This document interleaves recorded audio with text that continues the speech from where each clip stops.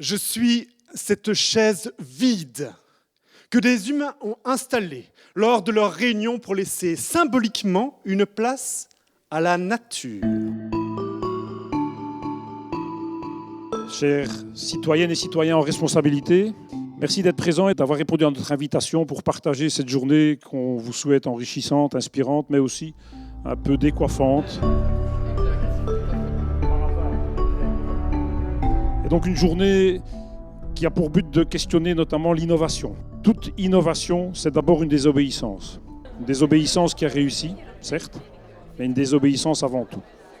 Et on trouve ça assez fondamental, car quand on parle d'innovation et que l'objectif est de changer la réalité des choses, tout d'abord, il faut changer de regard et imaginer les choses autrement en faisant preuve de créativité. L'objectif de cette journée, c'est un peu un moment final de 2 ans de travail sur le territoire de l'arrondissement de Verviers.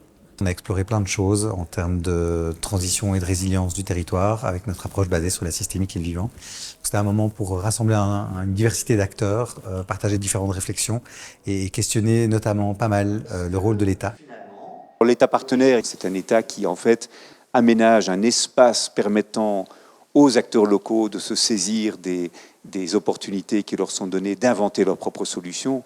Un petit peu comme dans un rapport pédagogique où on n'impose pas aux doctorants, à doctorantes de penser de telle ou telle manière, mais on crée les conditions qui permettent à celui-ci, à celle-là, d'inventer ses propres idées et de développer celle-ci en lui donnant confiance. Ça, c'est l'État partenaire. C'est une démarche essentiellement d'impacter ou de faire prendre conscience aux gens de la nécessité de se questionner sur toute une série de choses qu'on a une tendance dans notre société à mettre de côté, à savoir mon rapport au temps long, pourquoi se poser plus longtemps la bonne question, problématiser les choses, pourquoi envisager l'incertitude comme étant quelque chose qui est permanent dans notre société et donc réapprendre à vivre avec l'incertitude et donc fatalement le risque d'expérimenter des choses qui ratent ou des échecs, enfin voilà, toute une série de choses qu'aujourd'hui, dans une société qui vise la performance, la compétitivité, l'excellence, ont tendance à être mis de côté et qui, selon nous, manquent cruellement dans ce monde de transition. Tout le monde manque de temps, ou en tout cas cette sensation-là, moi-même aussi. Je n'arrive pas du coup à m'investir autant que je le voudrais dans différents types d'actions. Qu'est-ce que ça vous évoque et comment prendre en compte cette question du temps ? Depuis presque 15 ans, on voit se développer un très grand nombre d'initiatives de transition. Et beaucoup de ces initiatives qui partent d'en bas, de la base, se sont épuisées. Au bout de 5 ou 6 années, les gens n'ont plus le temps d'investir en soirée, en week-end pour cela. Et on se rend compte aujourd'hui qu'il faut que les pouvoirs publics viennent à l'appui de ces initiatives de transition. Ça veut dire un État qui intervient pour donner une certaine sécurité économique aux gens qui s'investissent dans ces initiatives. Je suis par exemple partisan du congé de transition écologique. Exactement comme on a un congé parental, il faudrait pouvoir prendre congé pendant 3-6 mois pour lancer une coopérative d'énergie citoyenne ou mettre sur pied un circuit court en matière alimentaire. Donc moi je m'appelle Jonathan Peuch, je travaille pour une ONG qui s'appelle FIAN, on défend le droit à l'alimentation.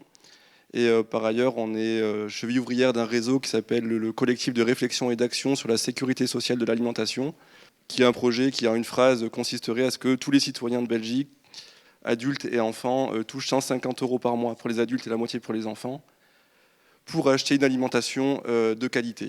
Le premier public concerné, c'était les élus, les citoyens en responsabilité, comme on aime les nommer à Terre-à-Lame.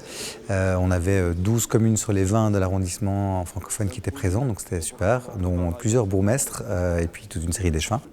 Un moment comme ceci, c'est un lieu d'inspiration potentielle pour eux, de provocation un petit peu, parce qu'on dit les choses et on amène des sujets qui questionnent sur le rôle et la place, ne fût-ce que plutôt que de parler d'élus, de parler de citoyens en responsabilité. Ça crée déjà une forme de décadrage, une forme de remise en contexte ou de remise en question d'un rôle qui parfois est positionné comme voilà, élu, ça veut dire quoi être élu? C'est déjà une question. Il y a deux manières de concevoir son rôle d'élu. C'est celui de meneur ou celui de facilitateur. Mais dit, ça change tout.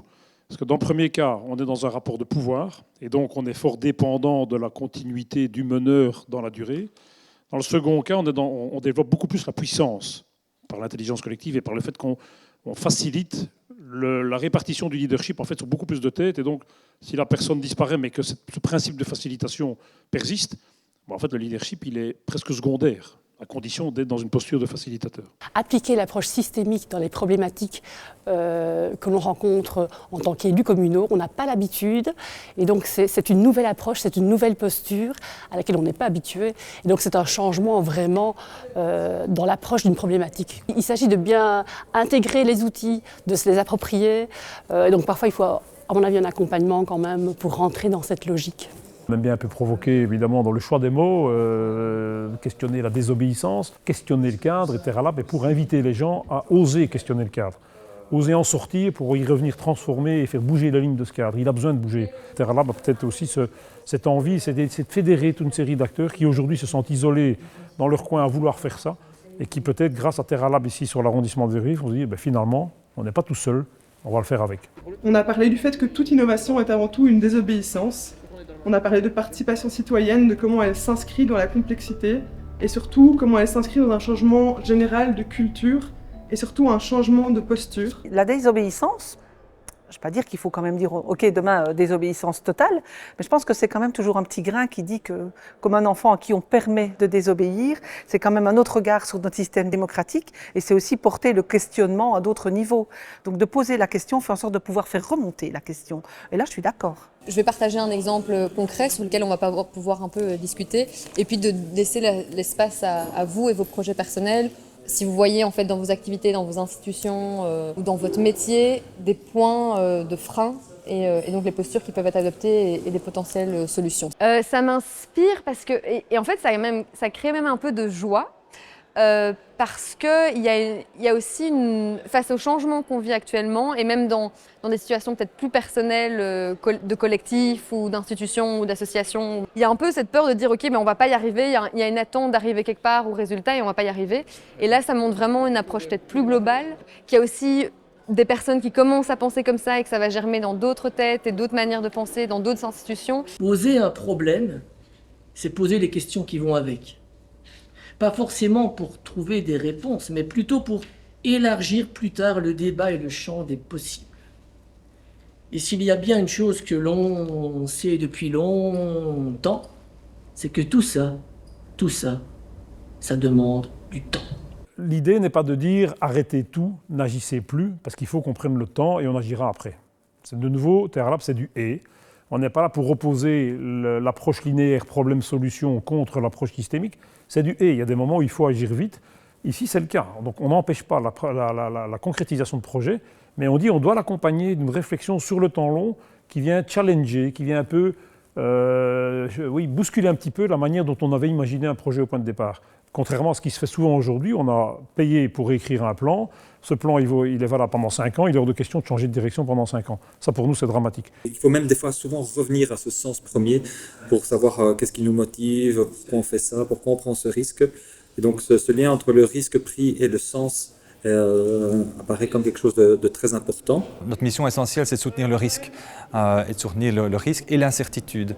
Alors, ma réponse par rapport à l'urgence, la tension entre l'urgence et de l'action et finalement le temps long, peut-être que de la recherche, c'est qu'il faut éviter de mettre en dualité les deux, parce que sinon on a l'impression de faire l'un ou l'autre et de devoir choisir.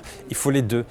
Mais il y a des situations où effectivement, continuer dans l'urgence de l'innovation, continuer dans l'urgence du progrès, trouver des solutions, mais finalement va faire que renforcer le problème et accélérer en fait la crise ou l'éventuelle situation de crise, quoi. Je trouve que c'est une journée vraiment très très inspirante et très utile. C'est quelque chose de nouveau et je pense que le service public a envie d'innover, a envie d'apporter des réponses un petit peu différentes parce que les défis auxquels on doit faire face sont complexes. Et donc, je pense que je vais pouvoir maintenant aller interpeller l'un ou l'autre pour pouvoir essayer peut-être de développer encore ou approfondir certains outils qui sont développés actuellement en collaboration avec toute une série de parties prenantes.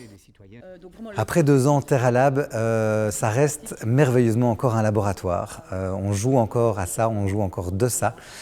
C'était notre vocation au départ de se dire qu'il y a besoin sur les territoires d'acteurs qui sortent du cadre, qui font ce que les autres ne font pas pour dire qu'on le fait, mais pour offrir des moments et des espaces où on explore d'autres manières de faire. On était persuadé au départ qu'il y avait un potentiel pour ça, une demande pour ça, et en fait c'est la démonstration dans les retours qu'on a de Terra Lab, et on pense qu'il faudrait des Terra Lab sur tous les territoires. Nous sommes un.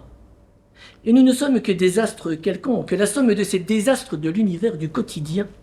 Oui, nous sommes des machines en transe, des corps célestes qui chouinent et dansent à la fabrique d'autres machins qui couinent, et même que c'est tout ce qu'on est, non? Une transition. Je ne suis pas la chaise pour la terre. Je suis moi-même la terre. Je suis de bois, de métal, de plastique. Je suis le résultat de centaines d'années nécessaires pour que ces matériaux existent. J'ai traversé le temps, les saisons, j'en ai croisé des vies, j'en ai nourri aussi. Je m'en suis nourri. Je suis la terre et j'étais déjà là bien avant qu'ils ne me nomment chaise pour la terre, bien avant leur première réunion.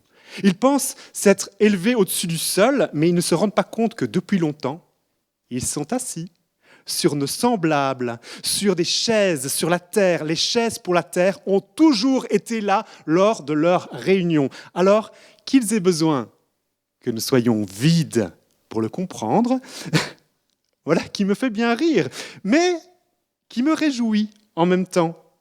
C'est un petit pas pour une chaise, mais un grand pas pour l'humanité.